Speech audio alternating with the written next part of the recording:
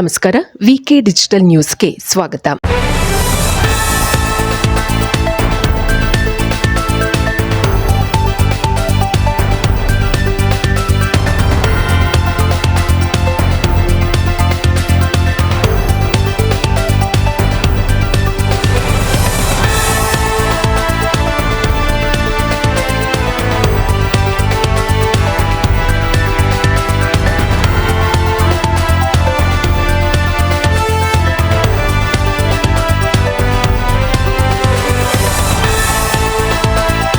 ಅಖಿಲ ಕರ್ನಾಟಕ ಬ್ರಾಹ್ಮಣ ಮಹಾಸಭಾಗೆ ನಡೆದ ಅಧ್ಯಕ್ಷೀಯ ಚುನಾವಣೆಯಲ್ಲಿ ಎಸ್ ರಘುನಾಥ್ ಅವರು ಅಧ್ಯಕ್ಷರಾಗಿ ಆಯ್ಕೆಯಾಗಿದ್ದಾರೆ. ಅಧ್ಯಕ್ಷ ಪದವಿಗಾಗಿ ಎಸ್ ರಘುನಾಥ್ ಹಾಗೂ ವೇದಬ್ರಹ್ಮ ಭಾನುಪ್ರಕಾಶ್ ಶರ್ಮಾ ಅವರ ನಡುವೆ ಸ್ಪರ್ಧೆ ಏರ್ಪಟ್ಟಿತ್ತು. ಭಾನುವಾರ ನಡೆದ ಚುನಾವಣೆಯಲ್ಲಿ 13,399 ಮತಗಳನ್ನು ಪಡೆದು ಎಸ್ ರಘುನಾಥ್ ಅವರು ವಿಜಯಿಯಾಗಿದ್ದಾರೆ. ಈ ಸಂದರ್ಭದಲ್ಲಿ ಮಾತನಾಡಿದ ಎಸ್ ರಘುನಾಥ್ ಅವರು, ರಾಜ್ಯದಲ್ಲಿ 45 ಲಕ್ಷ ಬ್ರಾಹ್ಮಣರ ಜನಸಂಖ್ಯೆ ಇದೆ. ಇದರಲ್ಲಿ ಆರ್ಥಿಕವಾಗಿ ಹಿಂದುಳಿದವರೇ ಅಧಿಕವಾಗಿದ್ದಾರೆ. ಅಂತಹವರ ಅಭಿವೃದ್ಧಿಗೆ ಹೆಚ್ಚಿನ ಗಮನ ನೀಡಲಾಗುವುದು ಎಂದು ತಿಳಿಸಿದರು. ವಿಪ್ರ ಸಮುದಾಯದ ಏಳಿಗೆಗಾಗಿ 100 ಕೋಟಿ ದೇಣಿಗೆ ಸಂಗ್ರಹ ಮಾಡಿ ದತ್ತಿ ನಿಧಿ ಸ್ಥಾಪನೆ ಮಾಡುವುದು, ಉದ್ಯೋಗ ಮೇಳ, ವಧೂವರರ ಅನ್ವೇಷಣಾ ಕೇಂದ್ರ ಸೇರಿದಂತೆ 10 ಹಲವಾರು ಯೋಜನೆಗಳನ್ನು ಜಾರಿಗೆ ತರಲಾಗುವುದು ಎಂದು ಎಸ್ ರಘುನಾಥ್ ತಿಳಿಸಿದರು. ಅಧ್ಯಕ್ಷೀಯ ಚುನಾವಣೆಯ ಜೊತೆಯಲ್ಲಿ ಇತರ ಪದಾಧಿಕಾರಿಗಳ ಆಯ್ಕೆಗೂ ಸಹ ಚುನಾವಣೆ ನಡೆದಿತ್ತು. 3 ಕಡೆ ಮತದಾನ ಕೇಂದ್ರಗಳನ್ನು ಸ್ಥಾಪಿಸಲಾಗಿತ್ತು. ಚುನಾವಣೆ ನಡೆದ ದಿನವೇ ಮತ ಎಣಿಕೆ ನಡೆದು ವಿಜೇತರ ಹೆಸರನ್ನು ಘೋಷಿಸಲಾಗಿತ್ತು.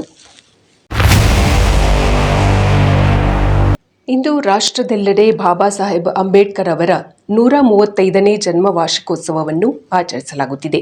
ವಿವಿಧ ಕಡೆಗಳಲ್ಲಿ ಅಂಬೇಡ್ಕರ್ ಅವರ ಪುತ್ಥಳಿ ಹಾಗೂ ಭಾವಚಿತ್ರಕ್ಕೆ ಪುಷ್ಪ ನಮನ ಸಲ್ಲಿಸಿ ಸಂವಿಧಾನ ಶಿಲ್ಪಿಯನ್ನು ಸಂಸ್ಮರಣೆ ಮಾಡಲಾಗಿದೆ. ಅಂಬೇಡ್ಕರ್ ಜಯಂತಿಯ ಅಂಗವಾಗಿ ವಿವಿಧ ಕಾರ್ಯಕ್ರಮಗಳನ್ನು ಆಯೋಜಿಸಲಾಗಿದೆ. ಹುಬ್ಬಳ್ಳಿಯಲ್ಲಿ 5 ವರ್ಷದ ಬಾಲಿಕೆಯನ್ನು ಅಪಹರಿಸಿ ಕೊಲೆ ಮಾಡಿದ ಆರೋಪಿ ಪೊಲೀಸರ ಎನ್ಕೌಂಟರ್ಗೆ ಬಲಿಯಾಗಿದ್ದಾನೆ. ಭಾನುವಾರ ಸಂಜೆ ಹುಬ್ಬಳ್ಳಿಯ ತಾರಿಹಾಳ ಸೇತುವೆ ಬಳಿ ತನ್ನನ್ನು ಬೆನ್ನಟ್ಟಿ ಬರುತ್ತಿದ್ದ ಪೊಲೀಸರ ಮೇಲೆ ಆರೋಪಿ ಹಲ್ಲೆಗೆ ಯತ್ನಿಸಿದ್ದಾಗ ಸ್ವಯಂ ರಕ್ಷಣೆಗಾಗಿ ಪಿಎಸ್ಐ ಅನ್ನಪೂರ್ಣ ಅವರು ಗುಂಡು ಹಾರಿಸಿದ್ದಾರೆ. ಆರೋಪಿ ಬಿಹಾರ ಮೂಲದ ರಿತೇಶ್ ಕುಮಾರ್ ಎಂದು ಗುರುತಿಸಲಾಗಿದೆ. ಗುಂಡೇಟಿನಿಂದ ತೀವ್ರವಾಗಿ ಗಾಯಗೊಂಡಿದ್ದ ಈತನನ್ನು ಆಸ್ಪತ್ರೆಗೆ ದಾಖಲಿಸಲಾಗಿತ್ತು.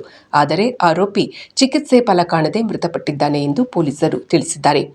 ಮನೆಯ ಬಳಿ ಆಟವಾಡಿಕೊಂಡಿದ್ದ ಬಾಲಿಕೆಯನ್ನು ಪುಸಲಾಯಿಸಿ ಆರೋಪಿ ಎತ್ತಿಕೊಂಡು ಹೋಗಿದ್ದ. ಈ ದೃಶ್ಯಗಳು ಸಿಸಿಟಿವಿಯಲ್ಲಿ ದಾಖಲಾಗಿತ್ತು. ಅದರ ಸುಳುವಿನ ಮೇಲೆ ಪೊಲೀಸರು ಈತನನ್ನು ಪತ್ತೆ ಹಚ್ಚಿದ್ದರು. ಬಾಲಿಕೆಯ ಹತ್ಯೆಯನ್ನು ಖಂಡಿಸಿ ಹುಬ್ಬಳ್ಳಿ, ಧಾರವಾಡದ ವಿವಿಧ ಕಡೆ ಪ್ರತಿಭಟನೆ ನಡೆದಿದ್ದವು. ಕಡೆಗೆ ದುರ್ಘಟನೆ ನಡೆದ 6 ತಾಸಿನ ಒಳಗೆ ಪೊಲೀಸರು ಆರೋಪಿಯನ್ನು ಎನ್ಕೌಂಟರ್ ಮಾಡಿರುವುದಕ್ಕೆ ಸಾರ್ವಜನಿಕರು ಶ್ಲಾಘನೆ ವ್ಯಕ್ತಪಡಿಸಿದ್ದಾರೆ. ಹುಬ್ಬಳ್ಳಿ, ಧಾರವಾಡ ಮಹಾನಗರ ಪೊಲೀಸ್ ಘಟಕದಲ್ಲಿ ಇದು ಮೊದಲನೇ ಎನ್ಕೌಂಟರ್ ಆಗಿದ್ದು, ಇಂತಹ ಕೃತ್ಯ ಎಸಗುವವರಿಗೆ ತಕ್ಕ ಸಂದೇಶ ರವಾನೆಯಾಗಿದೆ ಎಂದು ಸಾರ್ವಜನಿಕರು ಸಂಭ್ರಮಿಸಿದ್ದಾರೆ. ಈ ಹಿಂದೆ ನೇಹಾ ಹಿರೇಮಠ್ ಮತ್ತು ಅಂಜಲಿ ಅಂಬಗೇರ ಅವರನ್ನು ಕೊಲೆ ಮಾಡಿದಾಗಲೂ ಆರೋಪಿಗಳ ಎನ್ಕೌಂಟರ್ ಮಾಡಬೇಕೆಂದು ಸಾರ್ವಜನಿಕರು ಆಗ್ರಹಿಸಿದ್ದರು.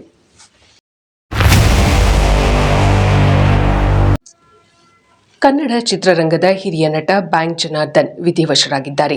ಜನಾರ್ದನ್ ನಿಧನಕ್ಕೆ ಚಿತ್ರರಂಗ ಶೋಕ ವ್ಯಕ್ತಪಡಿಸಿದೆ. ಕೇಂದ್ರ ಸಚಿವ ಎಚ್.ಡಿ. ಕುಮಾರಸ್ವಾಮಿ, ಬಿಜೆಪಿ ರಾಜ್ಯಾಧ್ಯಕ್ಷ ಬಿವೈ ವಿಜಯೇಂದ್ರ ಸೇರಿದಂತೆ ಇತರ ರಾಜಕೀಯ ಗಣ್ಯರು ಬ್ಯಾಂಕ್ ಜನಾರ್ದನ್ ಅವರ ನಿಧನಕ್ಕೆ ಸಂತಾಪ ವ್ಯಕ್ತಪಡಿಸಿದ್ದಾರೆ. ಚಿತ್ರನಟ ಉಪೇಂದ್ರ ಅವರು ಬ್ಯಾಂಕ್ ಜನಾರ್ದನ್ ಅವರ ನಿಧನಕ್ಕೆ ಶೋಕ ವ್ಯಕ್ತಪಡಿಸಿ ತಮ್ಮ ಎಕ್ಸ್ ಹ್ಯಾಂಡಲ್ನಲ್ಲಿ ಪೋಸ್ಟ್ ಮಾಡಿದ್ದಾರೆ. ನನ್ನ ಸಿನಿ ಪಯಣದಲ್ಲಿ ಯಶಸ್ವಿ ಹೆಜ್ಜೆ ಇಡಲು ಕಾರಣಕರ್ತರಾದ ಸರಳ, ಅಪರೂಪದ ಕಲಾವಿದ ಹಾಗೂ ಸ್ನೇಹಜೀವಿ ಬ್ಯಾಂಕ್ ಜನಾರ್ದನ್ ಎಂದು ಅವರು ಬಣ್ಣಿಸಿದ್ದಾರೆ. ಕನ್ನಡದ 500ಕ್ಕೂ ಹೆಚ್ಚು ಚಿತ್ರಗಳಲ್ಲಿ ವೈವಿಧ್ಯಮಯ ಪಾತ್ರಗಳಲ್ಲಿ ನಟಿಸಿದ್ದರು ಬ್ಯಾಂಕ್ ಜನಾರ್ದನ್. ಪ್ರೇಕ್ಷಕರನ್ನು ಹಾಸ್ಯದ ಹೊನಲಿನಲ್ಲಿ ತೇಲಿಸಿ ರಂಜಿಸುತ್ತಿದ್ದರು. ಬ್ಯಾಂಕ್ ಜನಾರ್ದನ್ ಕನ್ನಡ ಚಿತ್ರರಂಗಕ್ಕೆ ಒಬ್ಬ ಅತ್ಯುತ್ತಮ ಹಾಸ್ಯ ಕಲಾವಿದರಾಗಿದ್ದರು. ಇಂತಹ ಹಾಸ್ಯ ಕಲಾವಿದನನ್ನು ಕಳೆದುಕೊಂಡು ಕನ್ನಡ ಚಿತ್ರರಂಗ ಇಂದು ಬಡವಾಗಿದೆ. ದೇಶ ವಿದೇಶಗಳಿಗೆ ಹಾಗೂ ಪ್ರೇಕ್ಷಣೀಯ ಸ್ಥಳಗಳಿಗೆ ಅತ್ಯುತ್ತಮವಾದ ಟ್ರಾವೆಲ್ಸ್ ಅಂದರೆ ಅದು Vikram Travels and Resort India Private Limited. 1981ರಿಂದ ತನ್ನದೇ ಆದಂಥ ಶೈಲಿಯಲ್ಲಿ ವಿಶೇಷವಾಗಿ ಸಾರ್ವಜನಿಕರಿಗೆ ಅತ್ಯುತ್ತಮ ಸೇವೆ ನೀಡುತ್ತಿರುವ Vikram Travels and Resorts India Private Limited. ಪ್ರೇಕ್ಷಣೀಯ ಸ್ಥಳಗಳು ಹಾಗೂ ದೇಶ ವಿದೇಶಗಳಲ್ಲಿ ನಿಮ್ಮ ಪ್ರವಾಸ ಅತ್ಯುತ್ತಮ ಟ್ರಾವೆಲ್ಸ್ಗಾಗಿ ಹಿಂದೆ ಸಂಪರ್ಕಿಸಿ Vikram Travels and Resorts India Private limited. ಹೆಚ್ಚಿನ ಮಾಹಿತಿಗಾಗಿ ಸಂಪರ್ಕಿಸಿ 9611375852 9880725 851-080-2346-122 ಹಾಗೂ 234626660. ಇದು ಈವರೆಗಿನ ಸುದ್ದಿಗಳು. ಮತ್ತಷ್ಟು ಸುದ್ದಿಗಳಿಗಾಗಿ ನೋಡ್ತಾ ಇರಿ ವಿಕೆ ಡಿಜಿಟಲ್ ನ್ಯೂಸ್. ವೀಕ್ಷಕರೇ, ವಿಕೆ ಡಿಜಿಟಲ್ ನ್ಯೂಸ್ ಯೂಟ್ಯೂಬ್ ಚಾನಲ್ ಅನ್ನು ಲೈಕ್ ಮಾಡಿ, ಸಬ್ಸ್ಕ್ರೈಬ್ ಮಾಡಿ ಮತ್ತು ಹೆಚ್ಚಿನ ಜನರಿಗೆ ಶೇರ್ ಮಾಡಿ. ವಂದನೆಗಳು.